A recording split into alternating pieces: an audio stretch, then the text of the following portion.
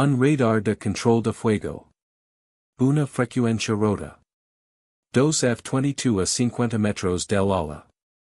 300 once personas pedían café sin saber lo cerca que estaban. La última advertencia existió. Y alguien, en silencio, los hizo retroceder. Su nombre era Marcus Webb. Tenía 43 años. Tenía algunas canas en las sienes y una pequeña cicatriz justo debajo de la oreja izquierda que la mayoría de la gente nunca notaba. Llevaba una chaqueta azul marino sencilla, pantalones oscuros, y no había guardado equipaje en el compartimento superior. Su única bolsa era una mochila negra pequeña bajo el asiento, que había mantenido entre sus pies durante todo el vuelo. Había abordado el vuelo 1147 de Pacific Continental en Tokio, con destino a Los Angeles, a las 6:12 de la mañana. Se había sentado antes de que llegara la mayoría de los pasajeros. Había pedido agua. No había hablado con nadie.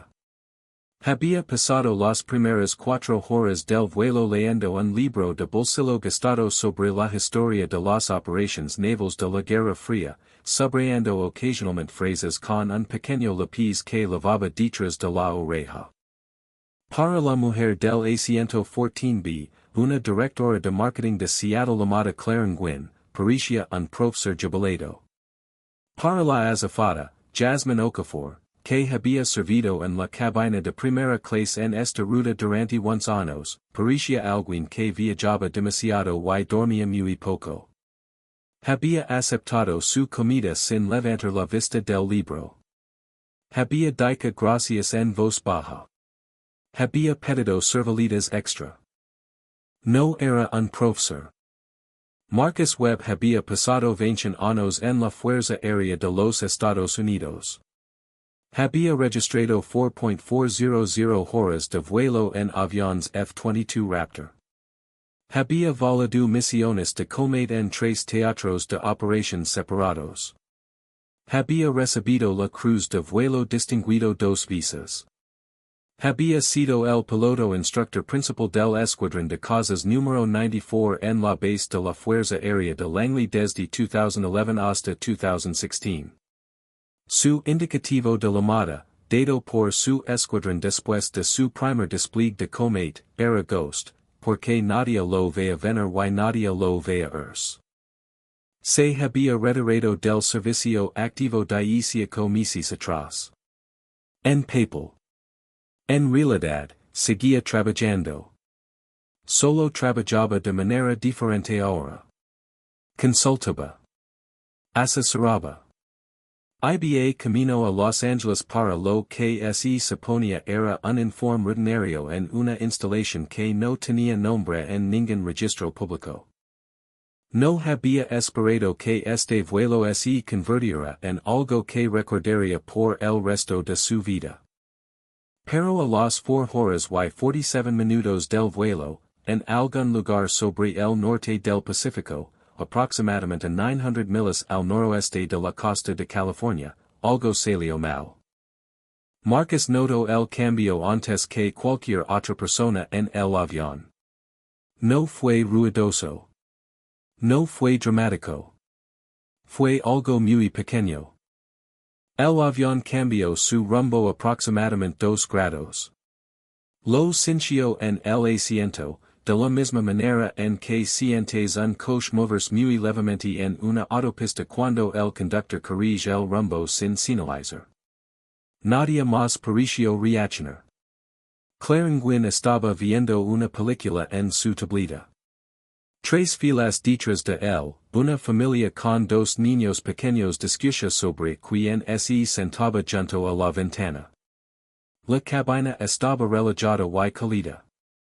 Pero Marcus había pasado 2 décadas prestando atención a las cosas pequeñas. Las cosas pequeñas te mantenían vivo. Puso su libro boca abajo en la mesita plegable y miró por la ventana hacia el cielo. Eran las 11:03 en tiempo de vuelo local. El cielo era azul pálido a esta altitud, claro y de aspecto frío incluso a través del cristal de doble panel. Miró por un momento. Nada. Luego lo vio. Dos estelas de condensación en su posición de los días en punto. Líneas blancas delgadas cortando la atmósfera superior, moviéndose paralelas a la aeronave. No las anchas estelas dispersas de los aviones comerciales. Estrecas, afiladas, rápidas. Motors militares. Los siguió con los ojos durante 30 segundos. No estaban pasando. Estaban acompañando. Sintió que su pulso subía muy levemente. Lo controló. Había entrenado durante días años para controlar su pulso en exactamente estos momentos. Presionó el botón de llamada sobre su asiento. Jasmine legó en 40 segundos. Estaba sonriendo. ¿En qué puedo ayudarlo? Necesito hablar con el capitán, dijo Marcus. Su voz era tranquila, sin urgencia. Por favor dígale que es importante. Dígale que es sobre la aeronave en nuestra posición de los días en punto. La sonrisa de Jasmine se mantuvo pero algo cambió detrás de sus ojos. Lo informer, dijo. Estuvo fuera 6 minutos. Cuando regresó, su sonrisa era un poco más pequeña. El capitán dice que está al tanto de la situación y que tiene todo bajo control. Marcus asintió. Gracias. Volvió a mirar por la ventana. Las estelas de condensación habían desaparecido. Examinó el cielo durante 30 segundos, luego 45. Nada. Sintió un pequeño alivio. Quizás el capitán tenía razón. Quizás era un ejercicio de interceptación rutinario, una operación de entrenamiento programada que se superponía con su ruta de vuelo. Sucedía ocasionalmente, especialmente sobre las zonas de ejercicios militares del Pacífico. Recogió su libro. Leo exactamente una oración. Entonces la puerta de la cabina de vuelo se abrió y Jasmine caminó hacia él muy rápidamente, y su sonrisa había desaparecido por completo. Señor, dijo ella en voz baja, inclinando cerca para que los pasajeros cercanos no pudieran escuchar. El capitán quisiera verlo. Marcus se puso de pie sin preguntar por qué. Ya sabía por qué. Dentro de la cabina de vuelo, el capitán, un hombre llamado Robert Ferris que había volado rutas comerciales durante 19 años, estaba sentado muy quieto. Su copiloto, un hombre más joven llamado Sean Choi, tenía ambas manos en los controles y miraba directamente hacia adelante a través del parabrisas con la expresión fija y cuidadosa de alguien que intenta con mucho esfuerzo no mostrar que tiene miedo. Cierra la puerta, dijo Robert. Marcus la cerró. A través del parabrisas de la cabina, podía verlos claramente ahora. Dos cosas F-22 Raptor, uno fuera del ala izquierda y otro fuera del ala derecha, volando en formación perfecta con el avión de pasajeros. Estaban cerca. Más cerca de lo que deberían estar para una interceptación estándar. Sus luces de navegación parpadeaban lentamente en el cielo matutino pálido. Eran hermosos y aterradores. Se bloquearon hace 7 minutos, dijo Robert. Radar activo de control de fuego. No radar de búsqueda. Control de fuego. Marcus entendió lo que eso significaba. El radar de búsqueda significaba que estabas mirando. El radar de control de fuego significaba que estabas listo para disparar. ¿Cuál es la situación de comunicación? Preguntó Marcus. Hemos estado transmitiendo en frecuencia de guardia desde el momento en que aparecieron. Sin respuesta. Nuestro transpondedor funciona correctamente. Estamos emitiendo nuestro código asignado. Hemos hecho todo bien. La voz de Robert era estable pero su mano izquierda estaba presionada plana contra su muslo de una manera que sugería que la estaba presionando a propósito. El NORAD entró en frecuencia hace 4 minutos. Nos dijeron que el equipo de interceptación ha estado intentando comunicarse con nosotros en una frecuencia secundaria que no estamos recibiendo. Creen que hay una falla en el equipo de radio de nuestra parte, podemos transmitir pero no podemos recibir en frecuencias militares. Y el equipo de interceptación no sabe eso, dijo Marcus. No. Desde su posición, somos una aeronave comercial que no responde a las instrucciones militares. Nos hemos desviado de nuestro plan de vuelo archivado por 9 milas. Y nos estamos aproximando a una zona restringida que es activo hace 3 horas debido a un ejercicio del que nunca fuimos notificados. Marcus estuvo en silencio exactamente 2 segundos. ¿Cuál es la ventana de tiempo? Preguntó. Robert miró a Sean. Sean dijo, el NORAD nos dijo 38 segundos desde el momento en que el piloto líder tomó su decisión de intervención. On no la ha tomado. Pero sus órdenes permanentes lo exigen que la tome. ¿Hace cuánto tiempo el NORAD les dijo eso? Sean verificó la marca de tiempo en su registro de comunicaciones. Hace 3 minutos y 40 segundos. Marcus miró a través del parabrisas el F-22 en el lado izquierdo. Podía ver el casco del piloto. Visera oscura. Sabía exactamente lo que el piloto estaba haciendo en esa cabina ahora mismo. Había estado en esa cabina. Conoce la lista de verificación. Conoce la presión de seguir un protocolo de intervención cuando cada variable decía que el protocolo era correcto y algo en tus entrañas decía espera. Demi el radio, dijo Marcus. Robert Ferris no era un hombre que siguiera el control de su aeronave fácilmente. Había volado a través de tormentas del Atlántico Norte. Había manejado 2 fallas de motor en su carrera. Había aterrizado un 777 con vientos cruzados que habían dejado en tierra a la mitad de la flota en Heathrow. No entregaba su radio a los pasajeros.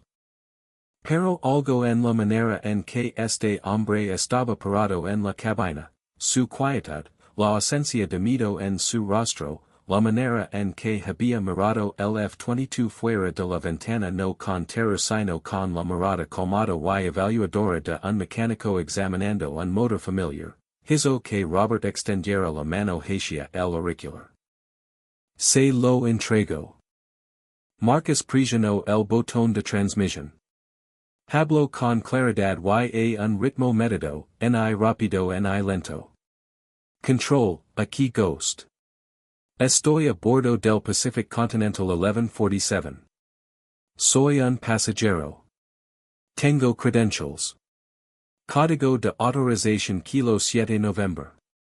Equipo de interceptación, mantengan su ventana de intervención. Aquí Ghost. Solicito una pausa de verificación de 60 segundos. Confirmen. Silencio. 4 segundos. 5. 6. Marcus no es repitió. No añadió nada. Espero. Había aprendido hace 20 años que repetirse en el radio cuando alguien claramente había escuchado era una señal de incertidumbre. No estaba inseguro. Luego el radio crepitó. Ghost, aquí sword lead. La voz al otro lado era joven, profesional y extremadamente controlada. La autenticación está pendiente. Espir. Marcus exhaló muy levemente. Se volvió hacia Robert. Están verificando el código. Tardará entre 40 y 90 segundos. Mantenga su rumbo. No cambi nada. Robert Asencio una vez. A través del parabrisas, el F-22 en el lado izquierdo estaba exactamente donde había estado. No se había movido. Su radar de control de fuego seguía activo. Marcus podía sentirlo de la manera en que los pilotos aprenden a sentir la presencia del radar, una especie de intuición técnica construida a partir de años de estar en ambos lados de él. El piloto dentro estaba siguiendo el protocolo. Estaba esperando el resultado de la autenticación. No había desconectado. Pero no había disparado. Estaba aguantando. Pasaron 51 segundos. Ghost, authentication confirmada. Sword lead retirandos. Una pausa. Luego, con un poco menos de formalidad radial, la misma voz dijo, Señor, tengo que preguntar, ¿está usted realmente en ese avión ahora mismo? Marcus casi sonrió. Asiento 14A, dijo. Lado de la ventana. Hubo un breve silencio. Luego, entendido. Protocolo de escolta en efecto. Tendrá dos amigos en sus alas hasta el LAX. Buen viaje, señor. Gracias, sword lead. Buen procedimiento de interceptación. Marcus lo decía en serios. El piloto había seguido cada paso correctamente. En una situación diseñada para crear errors, el joven piloto no había cometido ninguno. Eso merecía decirse. Lo devolvió el radio a Robert. Robert lo sostuvo por un momento sin hablar. Luego dijo, ¿Quién es usted? Marcus recogió su libro de donde lo había dejado en la consola del copiloto. Un pasajero, dijo. ¿Puedo volver a mi asiento? Durante los siguientes 31 minutos, el vuelo 1147 de Pacific Continental voló con dos cazas F-22 Raptor como escolta. Los pasajeros habían comenzado a notar los aviones alrededor de 6 minutos después del repliegue. La primera reacción fue el silencio, personas inclinando sobre sus vecinos para mirar por las ventanas, señalando sin hablar, de la manera en que la gente señala algo para lo que todavía no tienen palabras. Luego vinieron los murmullos. Luego las preguntas. El capitán hizo un anuncio por el intercomunicator. Su voz era tranquila y profesional. Dijo que debido a un problema de navegación temporal que había sido resuelto, dos aeronaves de la Fuerza Aérea los acompañaban como precaución hasta Los Angeles. Dijo que no había peligro. Dijo que la aerolínea se disculpaba por cualquier preocupación que esto pudiera causar y que las bebidas gratuitas estarían disponibles por el resto del vuelo. Este anuncio causó, predeciblemente, una mezcla de alivio y más preguntas. Clarenguin, en el asiento 14B, se volvió para mirar el asiento vacío junto a ella. El hombre que había estado sentado allí no había regresado desde la parte delantera del avión todavía. Miró su libro, todavía en la mesita plegable. Miró el F-22 fuera de la ventana, a 50 metros del ala, su cuerpo gris reflejando la luz de la mañana. Cuando Marcus regresó a su asiento, se sentó, recogió su libro y encontró su página. Claire lo miró por un largo momento. ¿Qué pasó a la adelante? Preguntó. Problema de radio, dijo él. Ya se resolvió. Ella señaló el avión de comet afuera. Eso es por un problema de radio. En parte, dijo él. Ella esperó. Él no añadió nada. Después de un momento, ella volvió a su película. En la cabina de vuelo, Robert Ferris estuvo sentado en silencio durante mucho tiempo después del anuncio por el intercomunicator. Sean Choi tampoco había hablado. Ambos eran pilotos experimentados. Ambos entendían, intelectualmente, lo que casi había sucedido. Habían estado a 6 segundos de una ventana de intervención.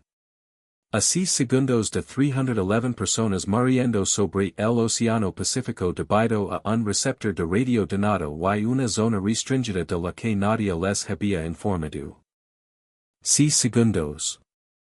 ¿Sabes quién es? Preguntó Sean eventualmente. Sé lo que es, dijo Robert. Eso es suficiente. En el Aeropuerto Internacional de Los Angeles, el vuelo 1147 de Pacific Continental aterrizó a las 2:17 de la tarde, hora local. Los F-22 se habían alojado en la costa de California, justo en el límite de su alcance operational, sus motores gemelos captando la luz mientras viraban hacia el norte y desaparecían. Un pequeño grupo de pasajeros en el lado izquierdo del avión los vio irse. Una mujer tomó una foto a través de la ventana. Un niño presionó toda su cara contra el cristal. Había un pequeño grupo esperando en la puerta. No el grupo habitual de familiares y conductores sosteniendo carteles. Este grupo era diferente. 3 hombres con ropa oscura parados aparte de los otros pasajeros que esperaban en la terminal. Una mujer con un traje gris hablando tranquilamente a un auricular. No estaban haciendo un buen trabajo de ser invisibles, notó Marcus. Pero entonces, en realidad no estaban intentando ser invisibles.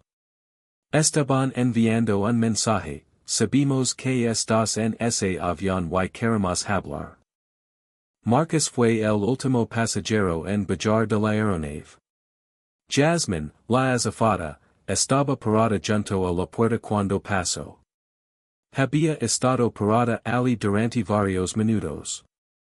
Sostenía el talón de su tarjeta de embarque, que había dejado en el bolsillo del asiento. Dijo esto, dijo ella. Puede cuidárselo, dijo él. Ella lo sostuvo un momento. Mi hermano está en la fuerza aérea, dijo. 15 años. Hizo una pausa.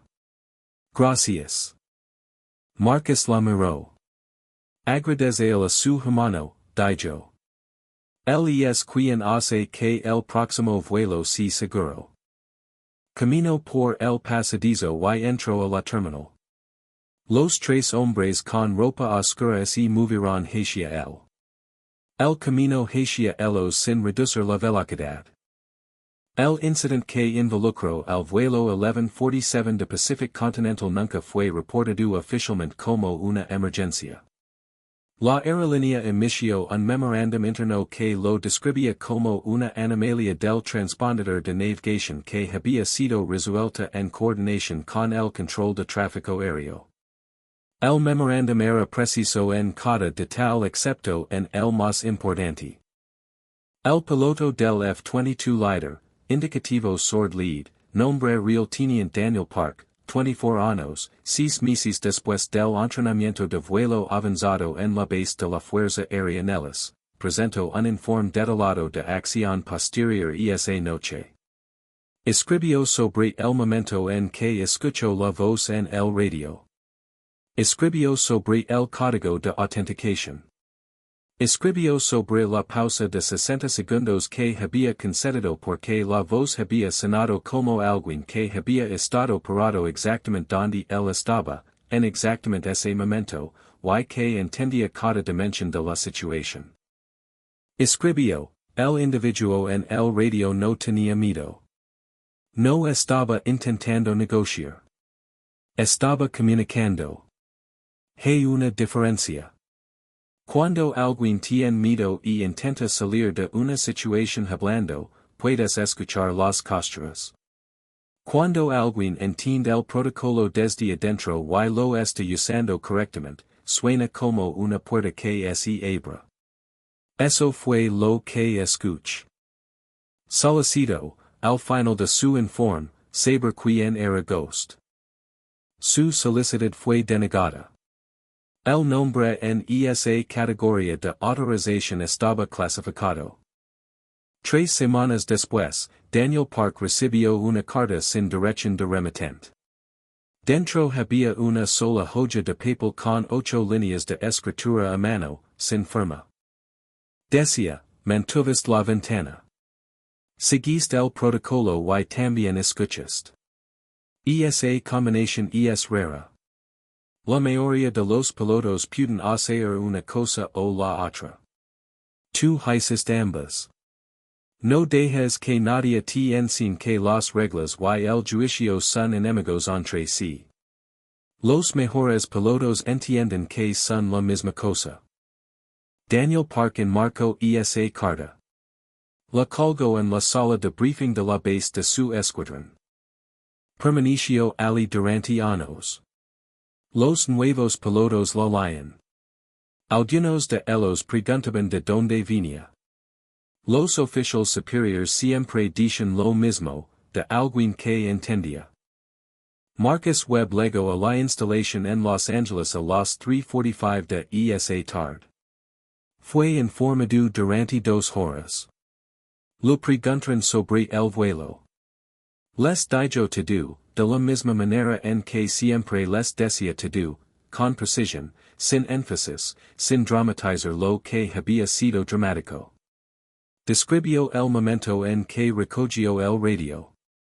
Describió lo que dijo. Describió la respuesta del piloto. Cuando lo preguntaron cómo había estado tan tranquilo, pensó en ello durante un momento real antes de responder. No estaba tranquilo porque no tenía miedo, dijo. Tenía miedo. Tenía miedo de hacer la comunicación equivocada. Tenía miedo de que la palabra incorrecta o el tono incorrecto hiciera que un piloto de 24 años tomara una decisión que no podría revertir. Ese miedo me hizo preciso. La precisión es lo que la tranquilidad parece desde afuera. El informador anotó eso. Después, Marcus se sentó en una sala de espera durante 20 minutos mientras se procesaba el papeleo. Recogió una revista de la mesa y la hojeó sin leer nada. La volvió a dejar. Miró sus manos. Estaban completamente quietas. Había estado en emergencias de vuelo antes. Había estado en comete. Había estado en situaciones donde todo lo que podía salir mal había salido mal simultáneamente. En todas esas situaciones, la quietud había venido del entrenamiento. No era algo natural. Era algo construido, ensamblado durante años de repetición hasta que las respuestas se volvieran más rápidas que el pensamiento. Pero hoy había sido diferente. Hoy había sido un pasajero. No había tenido controls, ni instrumentos, ni asiento activo. Solo había tenido su voz y un radio prestado y el conocimiento exacto de lo que estaba sucediendo al otro lado de esas alas. Por primera vez en mucho tiempo, su seguridad había estado completamente en manos de otra persona, en las manos de un joven piloto que seguía un protocolo, que mantenía una ventana, que escuchaba. Pensó en Daniel Park en esa cabina del F-22. Pensó en la decisión que ese piloto había enfrentado, el protocolo decía desesperar, algo más decía espera. Cada instinto del entrenamiento decía confía en el protocolo. Algo más decía confía en la voz. Había confiado en la voz. Eso no estaba en ninguna lista de verificación. Era algo que construías por ti mismo, año a año, misión a misión, hasta que entendías no solo las reglas sino la razón detrás de las reglas. Hasta que entendías que los protocolos existen para proteger a las personas y que a veces proteger a las personas significaba mantener la ventana 6 segundos más de lo que el protocolo requería. Marcus Webb había escrito esos protocolos. Sabía exactamente dónde vivía la flexibilidad dentro de ellos. La había puesto allí a propósito.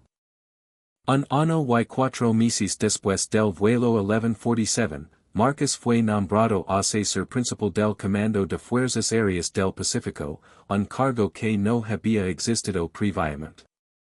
Su primer acto oficial en ese cargo fue encargar una revisión de los protocolos de comunicación entre aeronaves civiles y equipos de interceptación militar que operaban en el espacio aéreo del Pacífico.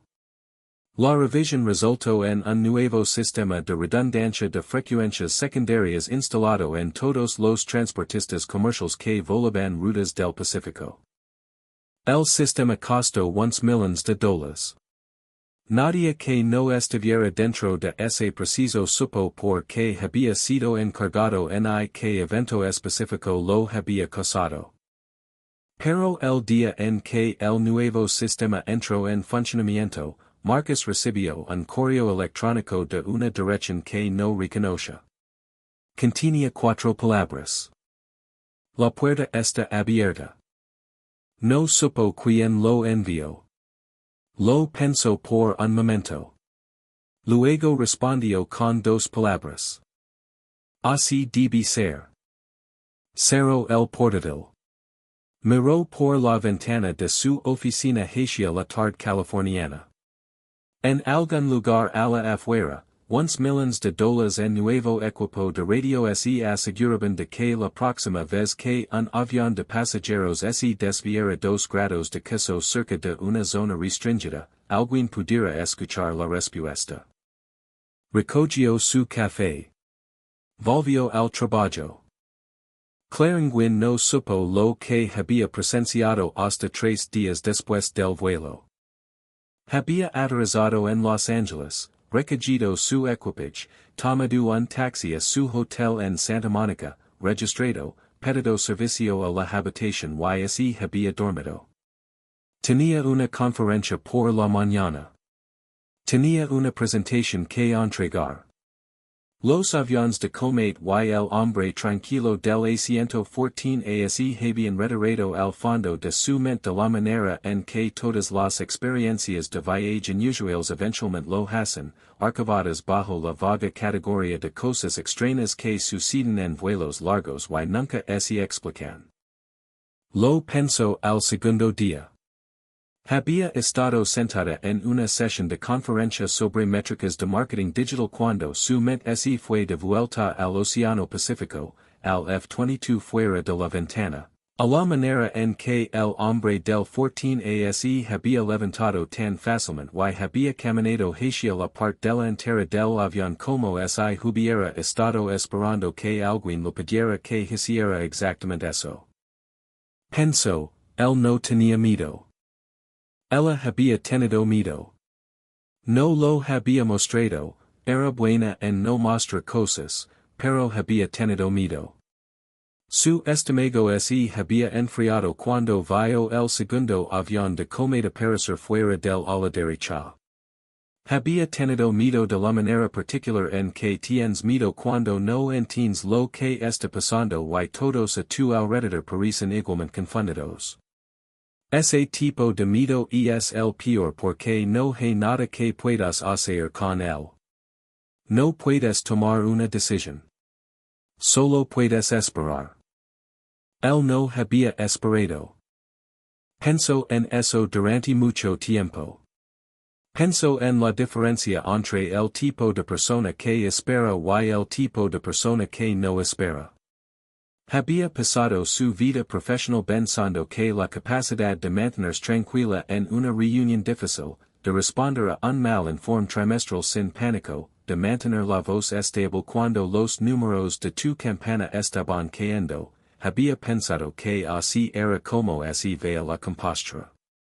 La superficie pulida. El comportamiento profesional. Viendo a ese hombre camina hacia la parte delantera del avión, entendió que lo que ella había pensado que era compostura era en realidad solo la ausencia de un desafío serio. Nunca había estado en una situación que costara algo. Su compostura nunca había sido puesta a prueba porque nada había recorrido que fuera real. La compostura de él era real. Podías ver la diferencia. Era la diferencia entre un traje que sienta bien y un cuerpo que ha sido formado por 20 años de disciplina física. Uno se ve bien. El otro es estructural. Al tercer día después del vuelo, estaba leyendo las noticias durante el desayuno cuando encontró un pequeño artículo en la página 7 de un boletín de la industria de la aviación al que estaba suscrita. Describía un breve incidente de navegación que involucraba un vuelo de Pacific Continental, una activación temporal de zona restringida y una anomalía en el equipo de comunicación. Señalaba que el asunto había sido resuelto y que todos los pasajeros y la tripulación no habían sido afectados. Lo leo dos veces. Incident de navegación. Anomalía en el equipo de comunicación. Miró por la ventana del restaurante del Hotel Hacia la Mañana de Santa Mónica. Pensó en el F-22 a 50 metros del ala. Pensó en la ventana de 38 segundos que no había conocido en ese momento y que todavía no conoce, simplemente sencha, de alguna manera, que había habitado una ventana, que algo había estado extremadamente cerca, que el pequeño artículo del periódico era la manera en que el mundo elegía describir algo que no quería describir con precisión. Pensó en el hombre del asiento 14 leyendo su libro sobre operations navales de la Guerra Fría. Pensó en la manera en que había dicho, problema de radio. Ya se resolvió. Guardó su teléfono en su bolsa, terminó su café y fue a su presentación. La entregó bien. Los números eran buenos. Sus clientes estaban complacidos. Tomó un taxi de vuelta al aeropuerto esa tarde y voló a casa a Seattle en un vuelo completamente sin incidentes. Nunca supo su nombre. Pero a veces, en los años siguientes, cuando una situación en el trabajo se volvía difícil y sencha el primer filo del pánico moverse a través de ella, un contrato derrumbándose, una campana saliendo mal, una reunión volviéndose hostil. Pensaba en la quietud de esa caminata por el pasillo. La facilidad de ella. La ausencia absoluta de actuación. Él no había intentado parecer tranquilo. Simplemente estaba tranquilo, de la manera en que un río es profundo sin anunciarlo. Respiraba. Se calmaba. Se decía a sí misma, en silencio, lo que necesitaba hacer y nada más. No siempre tenía éxito. Pero lo intentaba. Y en un frío martes por la mañana 6 años después del vuelo 1147, se pararía frente a una sala de 300 personas en una conferencia en Nueva York y daría el discurso de apertura. Después, alguien lo preguntaría cómo había permanecido tan tranquilo bajo presión. Pensaría por un momento. Lo aprendí de alguien en un avión, diría. No daría más explicaciones. Algunas cosas no tienen una explicación simple. Algunas cosas las levas en silencio, de la manera en que un río leva todo lo que cae en él, sosteniéndolo sin esfuerzo, moviendo siempre hacia adelante, sin anunciar nunca la profundidad. El teniente Daniel Park aterrizó su F-22 a las 4:48 de la tarde. Rodó hasta el hangar, pasó por las verificaciones post-vuelo y se sentó en la cabina durante aproximadamente 4 minutos después de que todo estuviera terminado. Su jefe de tripulación esperó en la pista con paciencia profesional, habiendo volado con Daniel el tiempo suficiente para saber que a veces necesitaba unos minutos antes de bajar. Lo que Daniel estaba haciendo en esos 4 minutos era reproducir la transmisión de radio. Había escuchado muchas transmisiones de radio. Había estado volando durante 6 años, lo cual no era mucho tiempo en términos de piloto de casa pero era suficiente para haber escuchado la gama completa de cómo suenan las voces humanas cuando te hablan desde dentro de una crisis. Había escuchado personas bien entrenadas y profesionales. Había escuchado personas que tenían miedo. Había escuchado personas que intentaban ganar tiempo. Había escuchado personas que genuinamente creen que hablar resolvería un problema que hablar no podía resolver. Nunca había escuchado lo que había escuchado esta tarde. La voz en el radio había sido completamente plana. No plana de la manera de alguien que suprime una emoción, lo que siempre tiene una ligera tensión, una especie de rigidez que puedes escuchar debajo de la superficie controlada. Esta voz no tenía tensión. No había nada siendo suprimido porque no había nada que suprimir. El hombre simplemente había dicho lo que necesitaba decirse, en exactamente el orden en que necesitaba decirse, con exactamente la información que produciría el resultado correcto. Código de autorización primero. Identificación segundo. Solicitud de pausa tercero. Sin explicación. Sin súplica. Solo el mecanismo de elo, preciso y limpio. Daniel había mantenido la ventana porque el código era real. Pero también había mantenido la ventana por la voz.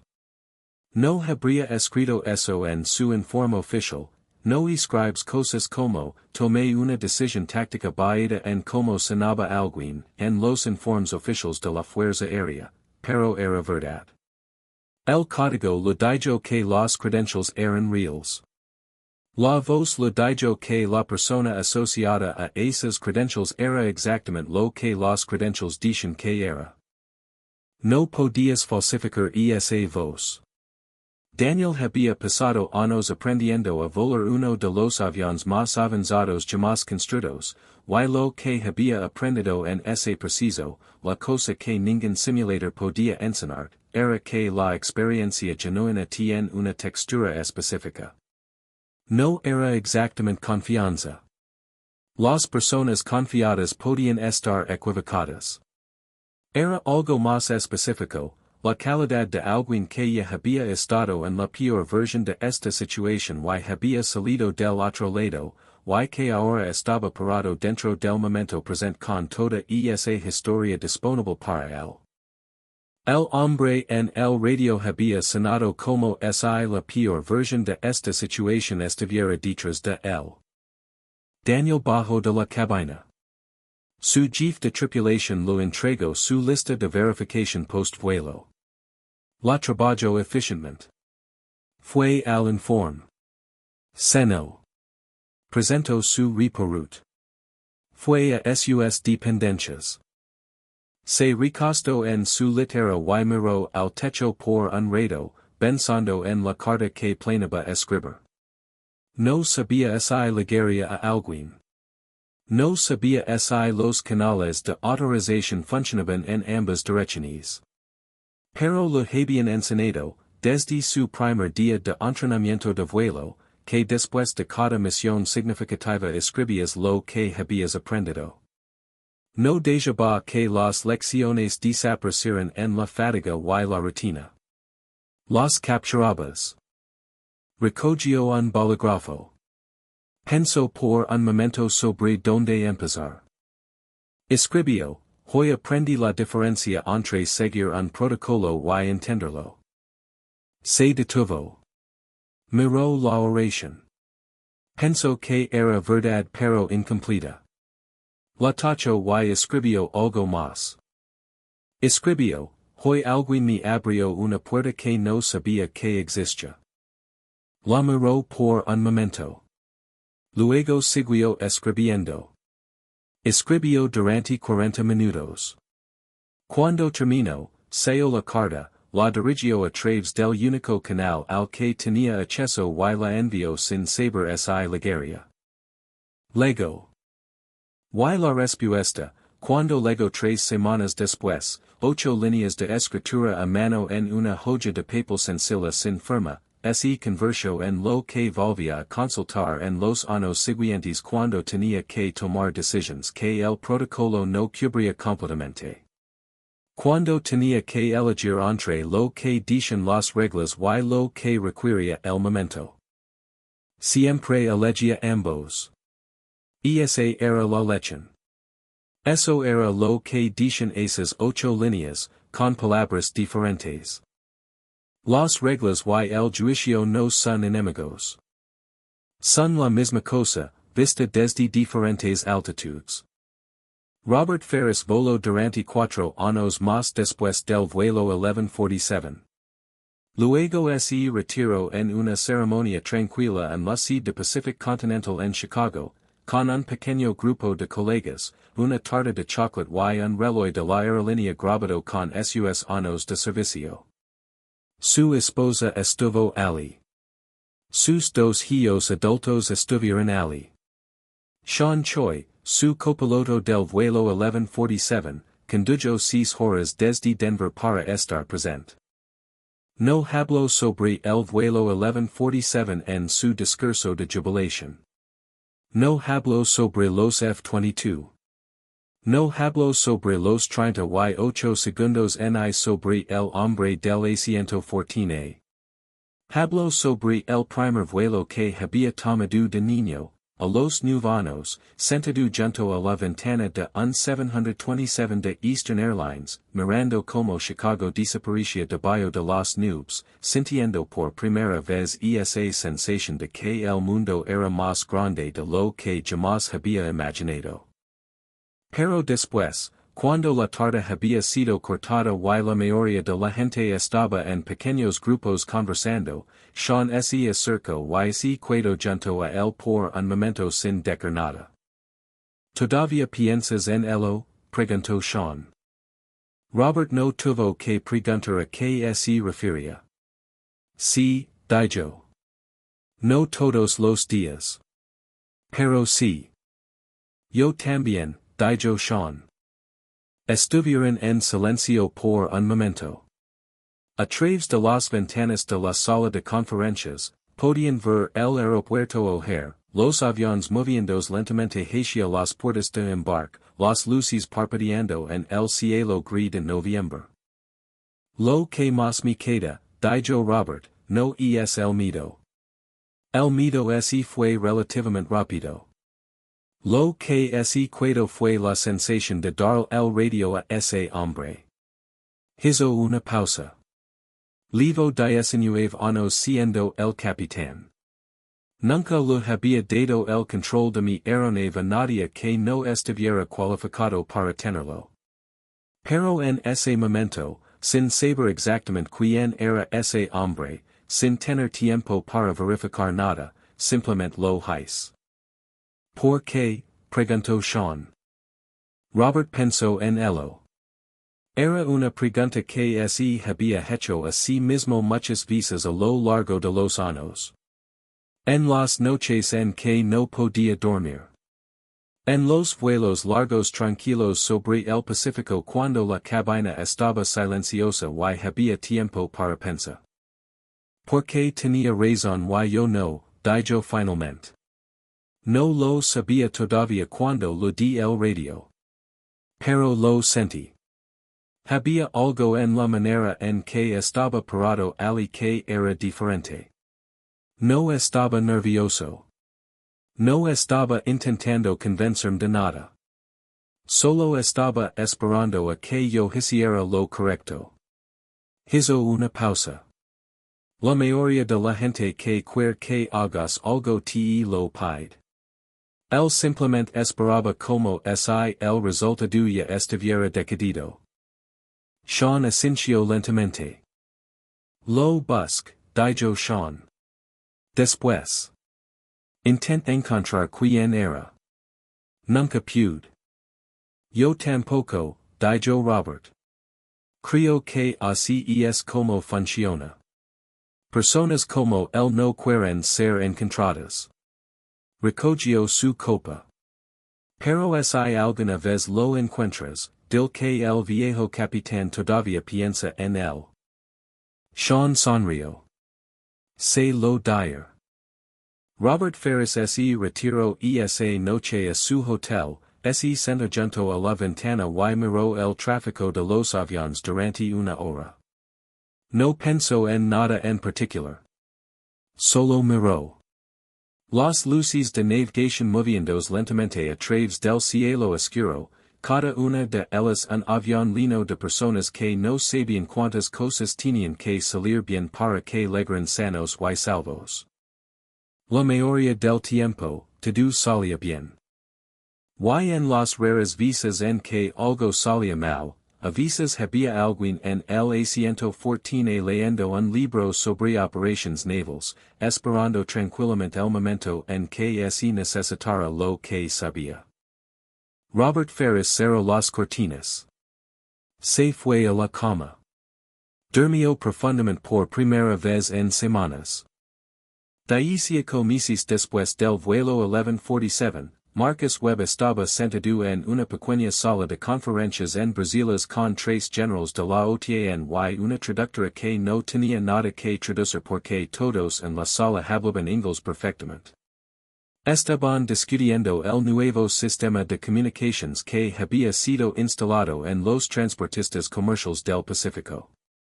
Estaban discutiendo si un sistema similar debería implementarse en el espacio aéreo europeo. Marcus escuchó durante 40 minutos. Luego habló durante 12. Cuando terminó, uno de los generales, un hombre belga llamado Vandermeersch que había estado en la aviación durante 32 años, lo miró por un momento antes de Decker, como supo exactamente que Decker en ese radio. Marcus consideró la pregunta. No era la primera vez que se la hacían. Siempre era la misma pregunta, formulada de maneras ligeramente diferentes. ¿Cómo supo? ¿Cómo pudo? ¿Dónde aprendió eso? No supe, dijo. Reconoce. El general lo miró. ¿Cuál es la diferencia?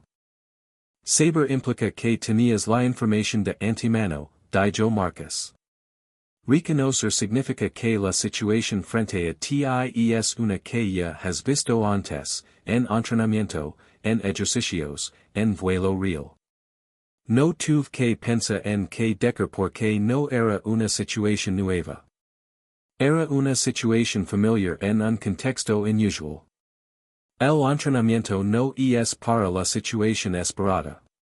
Es para la situación inesperada. El general Vandermeersch sintió lentamente. Escribió algo en su bloc de notas.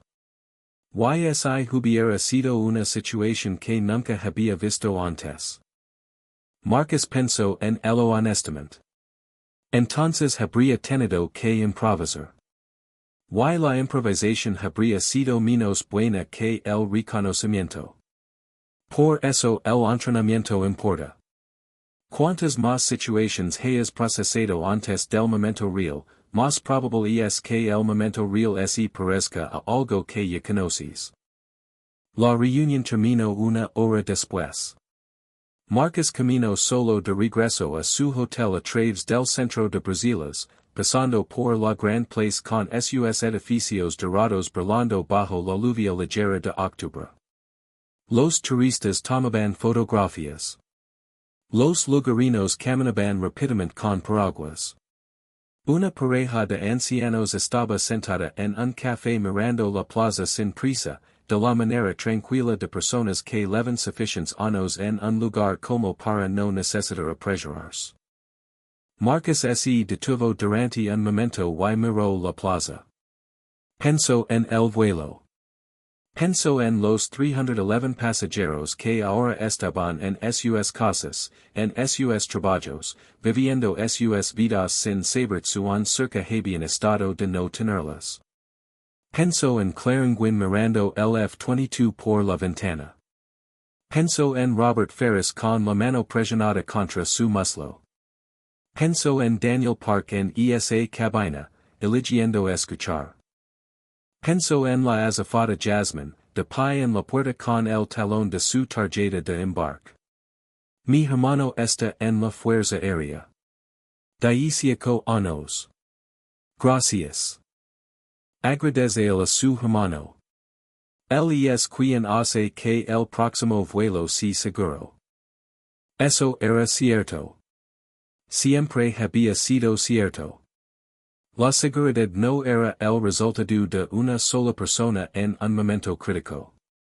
Era el resultado de miles de personas haciendo su trabajo correctamente durante años, construyendo sistemas, escribiendo protocolos, entrenando pilotos, instalando equipos, manteniendo frecuencias, de modo que cuando el momento crítico llegaba, y siempre llegaba, en algún lugar, para alguien, había suficiente estructura debajo de él para sostenerse. El momento en el radio había durado menos de 2 minutos. Pero detrás de esos 2 minutos había 20 años de su trabajo, y 18 años del hermano de Jasmine, y 19 años de Robert Ferris, y 6 años de Daniel Park, y 11 años de Jasmine sirviendo en cabinas sobre océanos, y todos los demás que nunca conocería cuyos nombres nunca sabría pero cuyo trabajo era parte de lo que había hecho posible aquellos 2 minutos. Nadie salvo 311 vidas solo. Siempre era el trabajo acumulado de muchas personas durante mucho tiempo. Marcus S.E. levantó el cuello de la chaqueta contra la lluvia y siguió caminando. Tenía una cena a las 7. Tenía trabajo que hacer mañana. Tenía un vuelo de regreso a los Estados Unidos pasado mañana, en el que se sentaría en un asiento de ventana, pediría agua, sacaría su libro y leería tranquilamente mientras el avión cruzaba el Atlántico. Y si algo salía mal, si un avión aparecía en el horizonte, si una frecuencia fallaba, si alguien necesitaba al hombre del asiento 14A, estaría allí. No porque buscara esos momentos, sino porque ese era el resultado de 20 años de preparación para ellos. La preparación no caduca. Ese era la leche. Ese era siempre la leche. Siguió caminando bajo la lluvia de Brasiles, y en algún lugar sobre el Océano Pacífico un avión volaba con un nuevo sistema de radio instalado en su panel de comunicaciones, y en algún lugar sobre el Atlántico Norte otro avión hacía lo mismo, y en algún lugar en una base de la Fuerza Aérea Daniel Park estaba entrenando a un piloto más joven que él en los mismos protocolos que Marcus había escrito, pasando la leche hacia adelante, como siempre así pasan las lecciones verdaderas, de persona a persona, en el tiempo silencioso entre crisis, para que cuando llegue la próxima crisis, alguien esté listo.